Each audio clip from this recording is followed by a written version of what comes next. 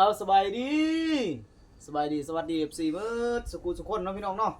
มาพี่น้องมาโอ้นี่นี่พี่น้องมื้อนี่นี่ปิ้งซีนปิ้งปลาแล้วก็ตำมักแตงเนาะพี่น้องเนาะนี่มาพี่น้องมาโอ้แซ่บๆเลยพี่น้องเอ้ยมื้อนี้ใส่จอนจ้ะมาบ่ต้องว่าลายใหญ่หางเนาะพี่น้องเนาะเอากับข้าวเหนียวยกข้าวเหนียวให้ FC เบิ่งเลยนี่พี่น้องเอ้ย ข้าวเหนียวเย็นๆพี่น้องเอ้ย เต็ม นี่ ติ๊บเลยพี่น้องนี่ เอาเอิ้นแม่ มาเด้อลูกหลานกินข้าวน้ำแม่เด้อ มาเด้อ FC เบิร์ดมาเด้อ FC มาสู้ทุกคนมื้อนี้กินข้าวเบาเสียนเด้อแซ่บๆมาเด้อ FC ทุกคนกินข้าวบัดตาเด้อแซ่บๆมื้อนี้ตำบักแตงพี่น้องเฮ็ดตอนเที่ยง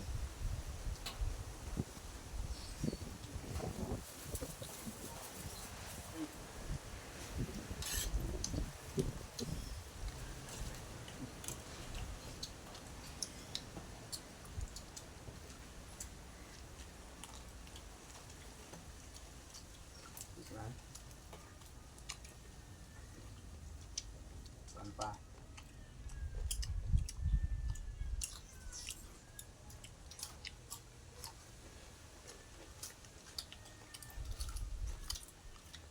ใส่ตะปุ่มพดแหละ แซ่บๆมื้อนี้กินยามตอนเที่ยงพี่น้องเอ้ย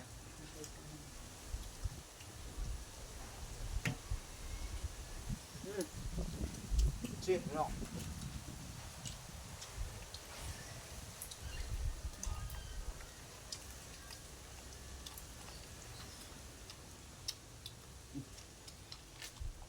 ลองเบิ่งแม่กินได้อยู่บ่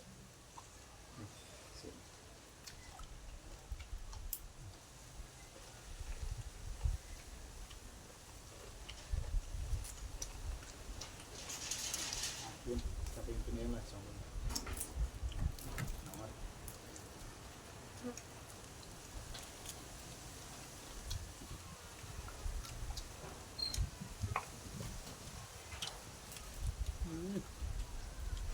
ใส่ไปลงเลย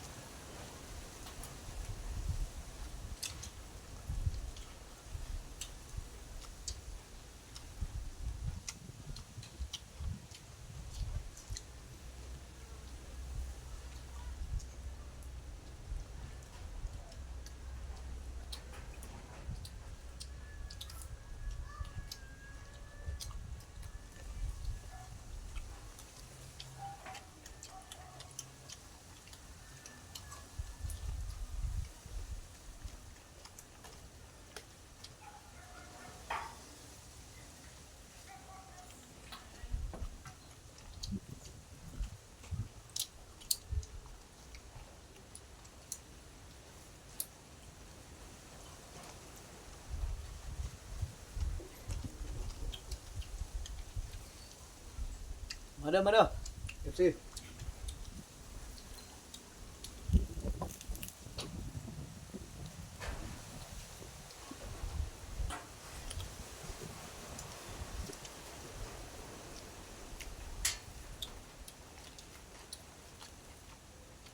ตำแตงนำลายพี่น้องเลย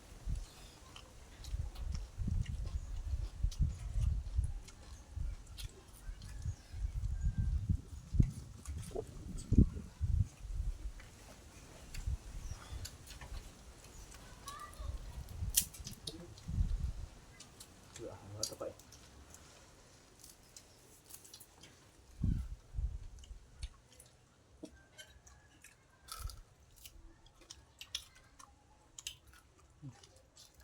กินบักเล่นผิวงามมึงผิว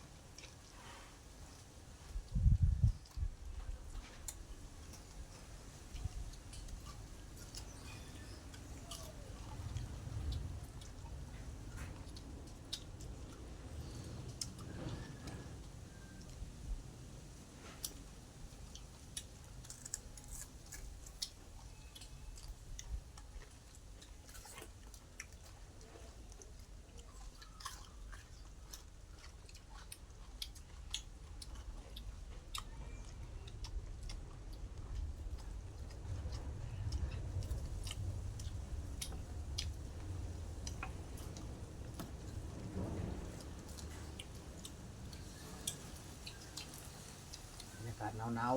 ๆกินตำเผ็ดๆบรรเทา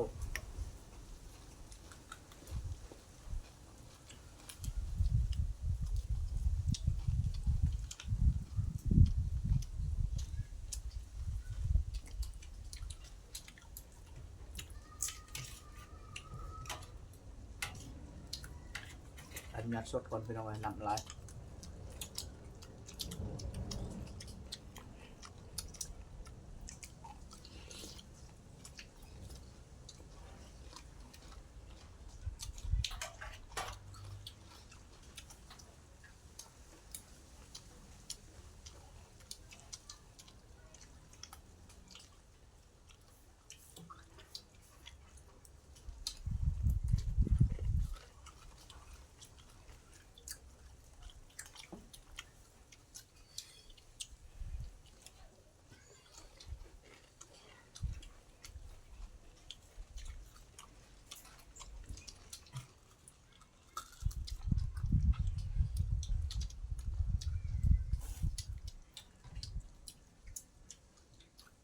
กินปลา บำรุงสมองเนาะพี่น้องเนาะนี่กินปลาบำรุงสมองเฮ็ดให้น้องตกปลาเรียนเก่ง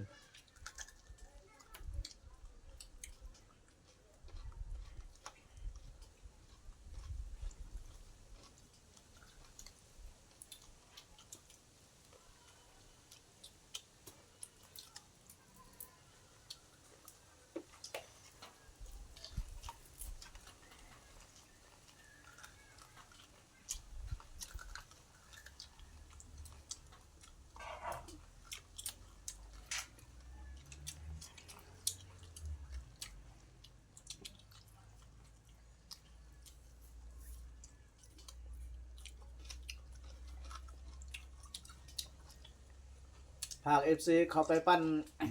สมองให้น้องเส้นนะเด้อมาสกูสุกคนเนาะเพราะว่าช่องเพิ่นสมองยังบ่ผ่านพี่น้องเอ้ยยังอีก1,000 ปลายชั่วโมง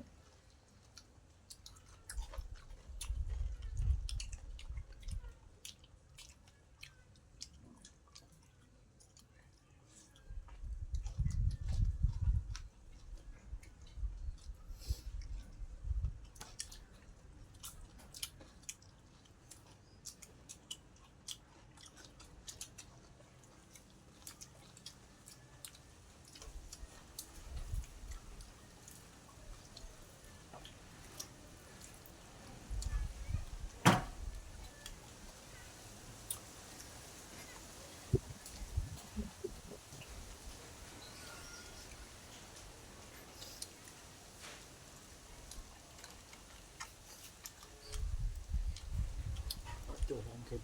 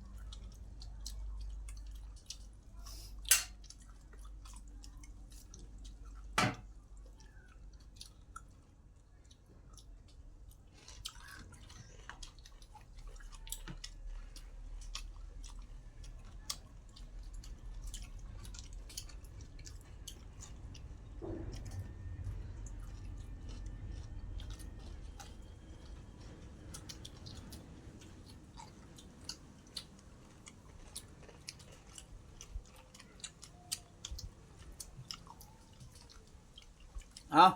คลิปนี้ ก็โจะเท่านี้ก่อนเนาะพี่น้องเนาะก่อนอื่นก็คือเก่าพี่น้องอย่าลืมฝากกดไลค์กดแชร์ไปเป็นกำลังใจและสิ่งที่สำคัญก็ฝากเข้าไปเบิ่งซองของน้องเส้นเนาะพี่น้องเนาะให้ได้ผ่านไวๆพี่น้องเอ้ย ช่องเบาเสียนแนล ชื่อว่าเบาเสียง Channel เนาะพี่น้องเนาะเอ้าคลิปนี้